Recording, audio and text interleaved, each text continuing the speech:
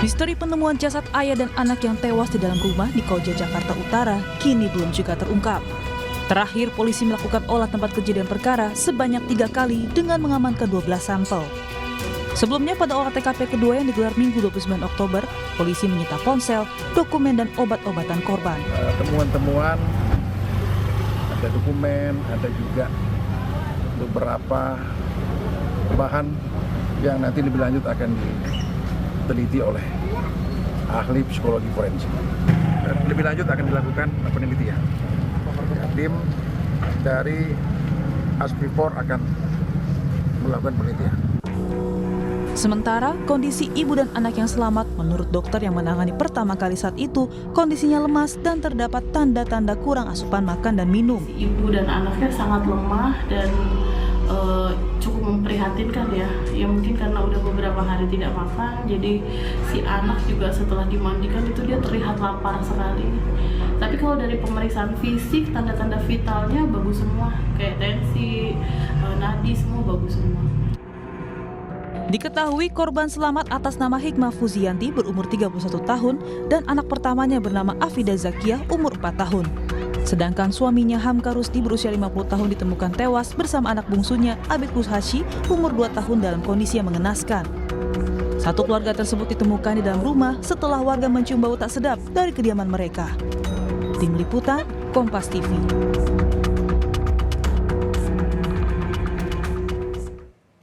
Saudara, hingga kini misteri kematian ayah dan juga anak di Koja belum diketahui apa penyebabnya. Polisi pun menyebut sudah mengamankan sejumlah dokumen dan beberapa barang dari rumah korban. Apa sebenarnya yang terjadi dan fakta apa saja yang bisa digali polisi agar motif ini bisa terungkap? Apakah kasus ini seperti misteri kematian di Depok dan juga Kalideres beberapa waktu yang lalu? Sudah hadir dalam dialog Sapa Indonesia pagi ini bersama dengan Kriminologi Universitas Indonesia. Sudah ada Profesor Adrianus Meliala. Selamat pagi, Prof. Selamat pagi, Mbak. Prof, ini kalau kita melihat kasus yang terjadi di Koja, Jakarta Utara ini, Anda melihatnya memiliki pola yang sama dengan kasus di Kalideres dan juga Depok, Jawa Barat, Prof? Beberapa di antaranya sama. Sebagai contoh misalnya bahwa keluarga ini juga kelihatan memutus hubungan ya, memutus ikatan sosial dengan warga setempat ya, sehingga kemudian warga setempat tidak tahu apa yang terjadi di kediaman tersebut dan bahkan baru tahu kejadiannya setelah mencium bau jenazah.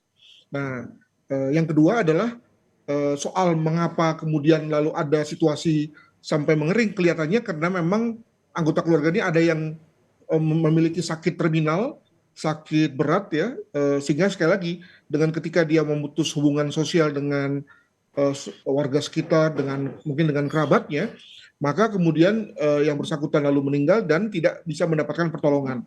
Apa yang terjadi dengan istrinya? Ini juga menarik nih.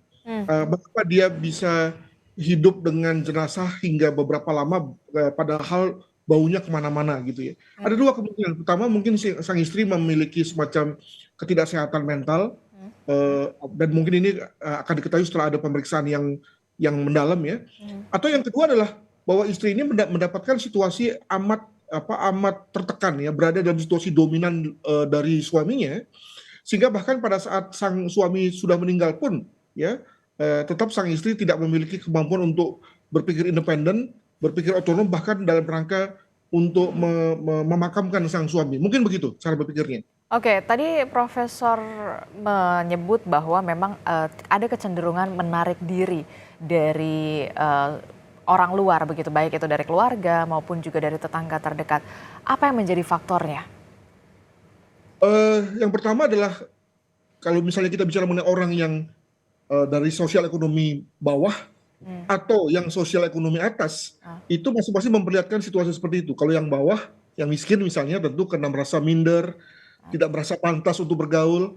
Sementara bagi yang dari yang keluarga atas, hampir sama, yakni tidak merasa bahwa kalangannya, tetangganya, kerabatnya itu pantas untuk berkomunikasi, membangun interaksi dengan dia karena saking kayanya, begitu ya.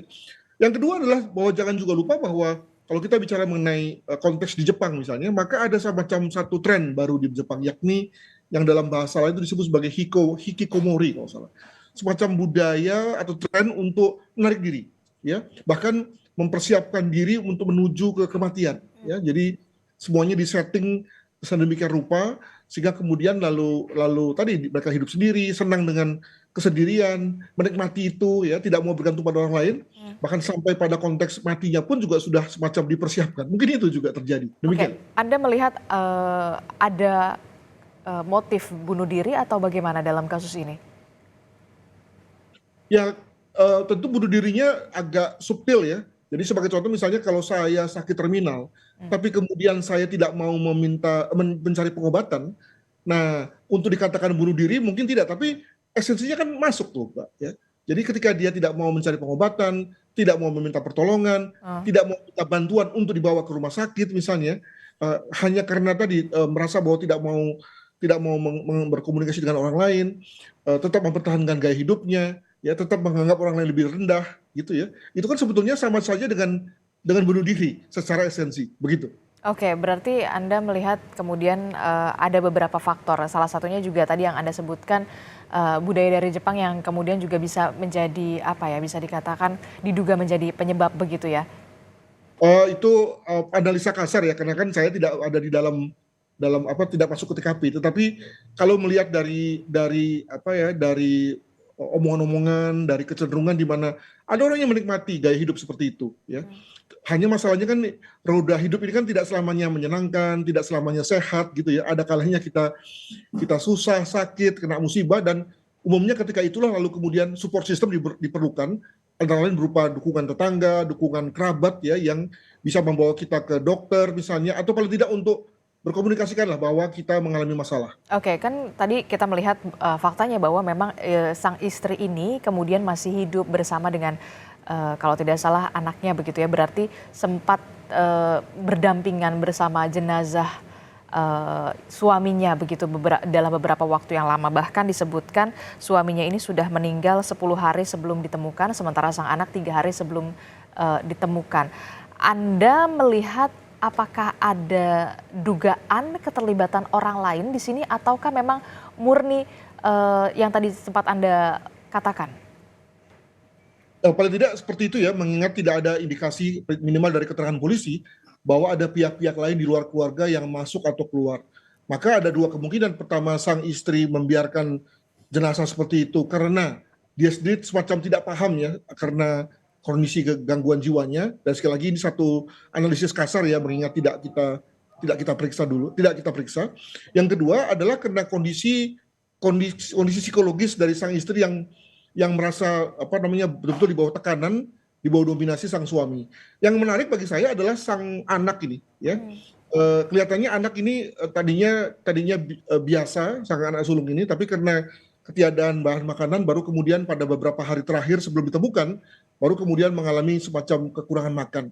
Yang juga menarik adalah anak bungsu yang berusia 2 atau 3 tahun yang ditemukan mati dalam kondisi mengalami luka. Nah, ini perlu didalami nih, luka apa nih? Apakah ini luka terkait dengan lebam mayat, ya, atau luka jatuh yang mengakibatkan kematian, atau luka lain yang sebetulnya bisa disebut sebagai luka dalam ya, luka penyakit dalam yang menjadi penyebab kematian tersebut. Untuk itu maka memang otopsi yang baik itu perlu dilakukan terhadap keduanya. Oke, kalau dilihat kan nanti akan ada pemeriksaan kejiwaan tentunya kepada sang istri begitu ya. Tantangan terbesar apa yang kemudian harus dihadapi oleh pihak kepolisian untuk mengungkap kasus ini? Apakah juga nanti akan digali soal bisa dikatakan rekaman dari media sosial atau kemudian telepon seluler, atau seperti apa tantangan terbesar dari polisi untuk mengungkap kasus ini, Prof? Saya kira sepanjang TKP-nya itu bersih ya, ditangani dengan tidak jorok gitu ya, artinya tidak semua orang keluar masuk, lalu kemudian ngambil-ngambil, megang-megang gitu ya, itu kemudian cepat atau lambat akan segera ketahuan apa yang menjadi penyebab. Atau bisa dibayangkan lah, hari-hari atau menit-menit terakhir sebelum mereka meninggal, dan kemudian lalu bisa di-establish apa yang menjadi penyebab kematian.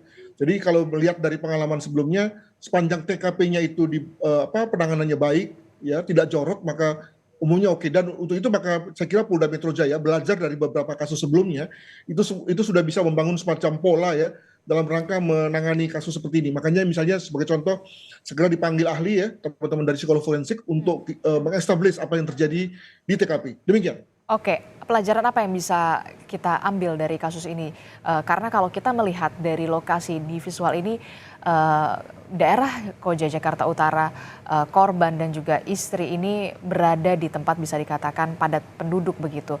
Harusnya kemudian lingkungan sekitar lebih aware, lebih peduli. Apa pelajaran yang bisa kita ambil? Saya kira jangan menyalahkan lingkungan juga ya, mengingat tadi sebetulnya lingkungan Koja, lingkungan yang padat dan nggak usah orang yang ramah, orang yang nggak ramah pun sebetulnya dengan kita bertatap mata saja, bersirobok mata saja sebetulnya sudah bisa saling senyuman misalnya begitu ya. Tapi karena dalam hal ini pribadi-pribadinya memang tidak mau membangun komunikasi sih ya, sehingga kemudian lalu orang tidak tahu apa yang terjadi gitu.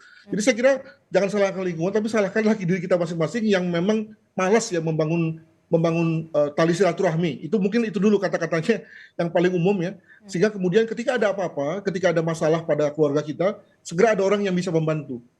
Sehingga kemudian bisa diberikan pertolongan pertama, ya kalau itu memang berkaitan dengan masalah kesehatan, atau kalau misalnya masalah kebakaran segera bisa ditolong ya. Itu banyak hal yang sudah bisa membuktikan bahwa silaturahmi itu penting bagi kita. Demikian. Oke, baik, kita akan tunggu bagaimana polisi kemudian bisa mengungkap kasus ini, termasuk juga mengungkap bagaimana motif dari kematian ayah dan juga anak di Koja, Jakarta Utara. Terima kasih untuk perspektifnya, kriminolog dari Universitas Indonesia, Profesor Adrianus Meliala telah bergabung bersama kami. Sehat selalu. Terima kasih.